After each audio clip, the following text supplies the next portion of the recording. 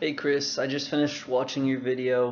This is gonna be my first reply, so I hope I'm doing this right. But the topic I want to discuss is sufficient evidence. So you were talking about how you wondered who determined what was sufficient evidence, and I thought that was a really good question because, I mean, sufficient evidence to me might not be sufficient evidence to you, or even our evidence could be wrong or false. So I did a Google search of the definition of sufficient, and it came up, it said enough or adequate. So it gave us two other words there. So I Googled those. Enough. Okay, so enough, the definition is to the required degree or extent, to a moderate degree, or fairly.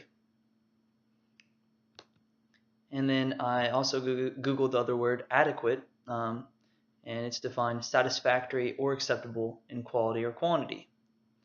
Uh, so that's just some of the definitions, and it still doesn't seem like it would be, as Woods would say, sufficient to really answer our question, what sufficient evidence means. So I'll go ahead and read the last one.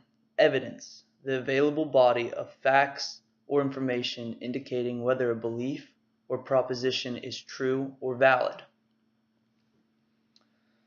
So I guess I'm in the same boat as you. I really don't know who would determine what sufficient evidence is, or even how the definitions of those words uh, would help determine uh, if something is true or not.